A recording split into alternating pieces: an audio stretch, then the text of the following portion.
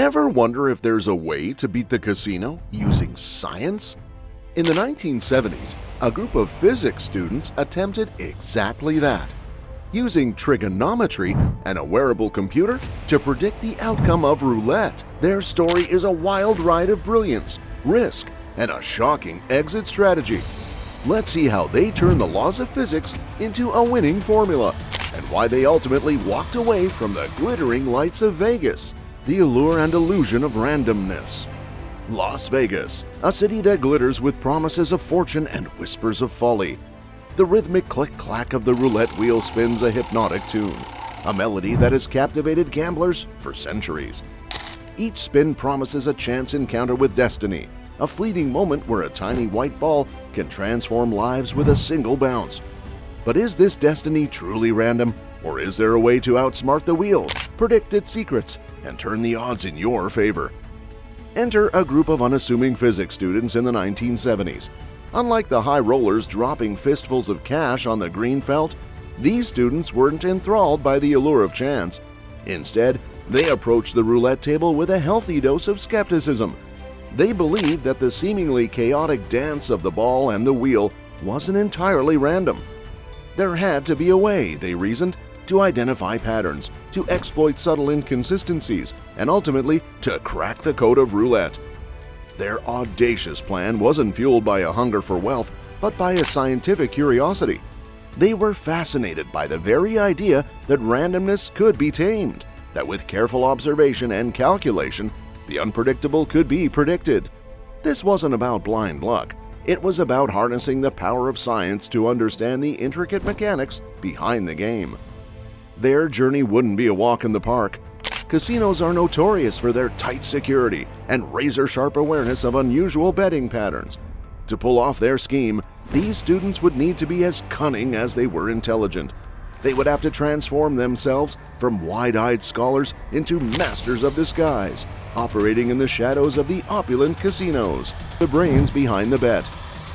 D.N.E. Farmer and Norman Packard weren't your typical Vegas high rollers. Forget about flashy suits and fistfuls of chips. These two were physics students, their pockets filled with textbooks and their minds brimming with a healthy dose of skepticism. They simply didn't buy the idea that roulette was pure chance.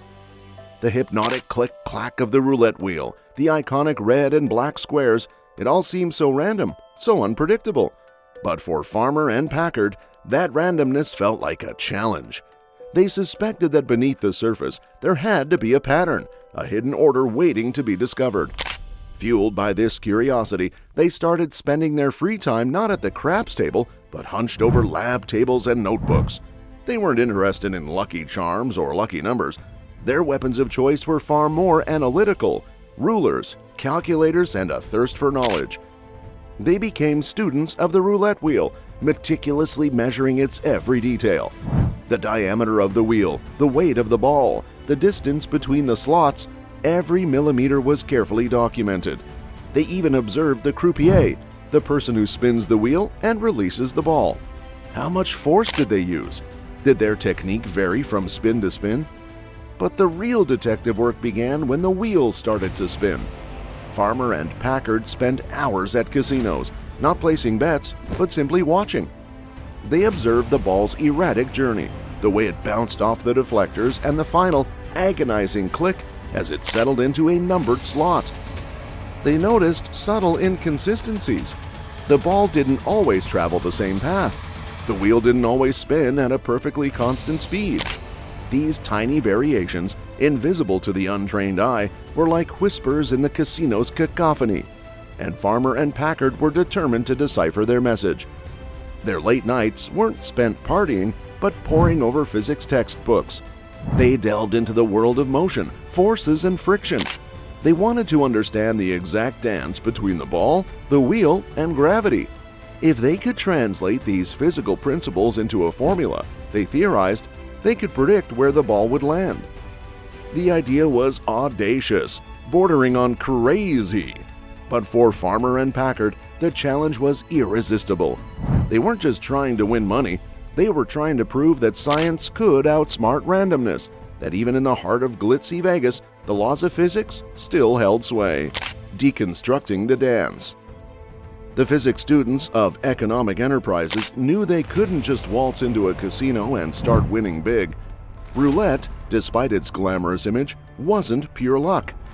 There had to be a reason why the ball landed on certain numbers more than others. Their goal was to identify these reasons, the tiny details that disrupted the illusion of randomness. Their first step involved becoming keen observers. They spent hours at roulette tables, not placing bets, but meticulously studying the mechanics of the game. They used rulers and tape measures to record the exact dimensions of the roulette wheel, the diameter, the width of the betting surface, and the distance between the numbered pockets. Every detail mattered. Next, they focused on the movement of the ball and the wheel. They used stopwatches to time the ball's journey around the wheel, noting how long it took for it to complete a single revolution. Friction was another factor they couldn't ignore. The ball didn't magically glide around the wheel. There was friction between the ball and the metal track, causing the ball to slow down gradually. They needed to understand how much this friction would affect the ball's path. They even considered the air resistance, the tiny push of air against the moving ball, although its impact was likely minimal. But their observations weren't enough. They needed a way to translate their findings into something actionable. Here's where physics came in. Remember those high school physics lessons about forces and motion? They became surprisingly relevant. Imagine the ball as a tiny object set in motion. The croupier's spin gives it an initial velocity, just like throwing a ball. The roulette wheel, on the other hand, is constantly rotating in the opposite direction. This creates a competition between two forces, the ball's forward momentum and the wheel's counter-rotation. Using a simplified version of Newton's laws of motion, economic enterprises could calculate the theoretical path of the ball based on its initial velocity and the wheel's rotation. It wasn't a perfect science. There were too many variables to account for perfectly, but by factoring in their observations of friction and other minor influences, they could create a model that predicted where the ball was most likely to land. This model wasn't a magic formula that guaranteed wins, but for these physics students, it was a step towards understanding the intricate dance between the ball, the wheel, and the laws of physics. It was a glimpse behind the curtain of randomness, a chance to tilt the odds ever so slightly in their favor. From textbook to tabletop, building a betting brain. The physics behind roulette was cracked, the equations balanced, but there was a crucial gap between their scientific knowledge and the bustling casino floor. How could they translate complex calculations into a practical tool usable at the heart of the action? Enter the marvel of their operation, a miniature computer disguised as a wearable device. Think of it like a tiny calculator strapped discreetly to their bodies. This ingenious device, a marvel of miniaturization for its time, was their secret weapon. But it wasn't magic.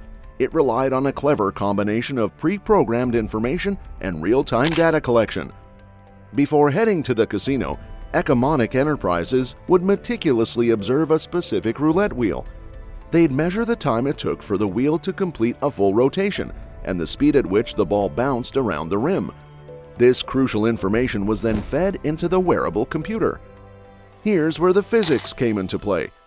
The computer had pre-programmed algorithms based on the equations Farmer and Packard had developed.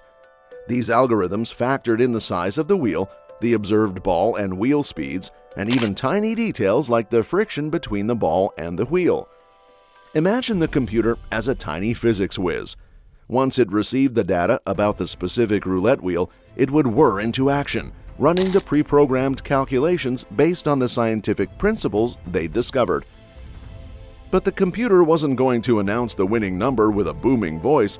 Discretion was key. The wearable device had a subtle way of communicating its findings. It might vibrate a specific pattern on the user's skin, or perhaps a tiny LED light would discreetly flash, indicating the most probable area where the ball was likely to land. This ingenious system transformed complex scientific calculations into a simple, real-time nudge in the right direction. It wasn't a guarantee, but for economic enterprises, it was a significant advantage in the unpredictable world of roulette. The wearable computer wasn't just a technological marvel, it was a testament to their resourcefulness. They'd taken academic knowledge and transformed it into a practical tool, blurring the lines between the physics lab and the casino floor. It was a clever fusion of science and gambling, a tiny device holding the potential to disrupt the very foundation of chance-based games. Vegas lights and calculated wins. The bright lights of Las Vegas seemed even brighter to the physics students turned gamblers. Armed with their miniature computers hidden beneath their clothes, they felt like they held the winning formula in their palms. The initial forays into the casinos were exhilarating. They meticulously observed the roulette wheels, their eyes darting between the ball, the spinning wheel, and the timer on their hidden devices. Following a predetermined routine, one member of the group would discreetly record the ball's release and the wheel's rotation using a tiny stopwatch. This data was then fed into the computer, a process that felt like a secret handshake between them and the machine. The computer, a marvel of miniaturization for its time, whirred silently, performing complex calculations based on the physics principles they had meticulously programmed. Within seconds, a tiny vibration or a discrete light signal on the device would indicate the most probable landing zones for the ball. It wasn't a guarantee, but it was a significant advantage. Their bets, once based on gut feeling and blind luck, were now guided by scientific calculations. The wins started rolling in. Small at first, then steadily growing larger. The initial thrill of a few extra bucks quickly turned into the heady satisfaction of consistently outsmarting the house. They weren't placing outrageous bets, but their consistent wins over multiple nights started attracting unwanted attention. Casino security personnel are trained to spot unusual betting patterns, and the students couldn't help but feel a prickle of paranoia with every successful spin. The initial exhilaration was tempered by the constant need to be vigilant, to blend in with the throngs of tourists and seasoned gamblers. The once carefree nights at the roulette table were now a high-stakes game, not just against the wheel, but against the watchful eyes of the casino. A glitch in the system. Vegas nights pulsed with frenetic energy, the air thick with anticipation and the clinking of chips. Economic enterprises, initially basking in the glow of their success, found themselves facing a new kind of pressure. Every spin of the wheel felt like a tightrope walk, the thrill of winning constantly tinged with the fear of being caught. The casinos, ever vigilant, were their biggest adversaries. Security personnel gazes lingering just a second too long on players who seemed to win with uncanny consistency. The students, usually at ease with complex equations, found themselves sweating over simple decisions like what to wear or how to casually place their bets. One particularly nerve-wracking evening, things took a turn for the worse. As they huddled around the roulette table, the familiar buzz of the tiny computer strapped to their team member's leg went off. But this time, something went terribly wrong. Instead of the discrete vibration, a jolt of electricity ran through the device, sending a jolt of pain shooting up their leg. The player yelped in surprise, momentarily drawing unwanted attention from the nearby dealer. Panic flared in the group. Not only had their carefully crafted device malfunctioned, but it had also potentially blown their cover. This wasn't just about defying the odds anymore, it was about gambling with their safety. The initial thrill of the heist began to pale in comparison to the very real dangers of being caught by casino security or facing legal repercussions. The legacy. Economic Enterprises' story wasn't just about walking away with pockets full of cash. It was really the power of human curiosity and the ability to find patterns in the seemingly random. They proved that with careful observation and a good grasp of scientific principles, even games of chance could be approached with a strategic mindset. Imagine flipping a coin. We all know it's a 50-50 shot, heads or tails, but what if the coin was slightly uneven? Or the surface you flipped it on wasn't perfectly flat?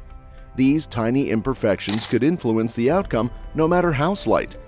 Economic Enterprises applied this concept to the roulette wheel.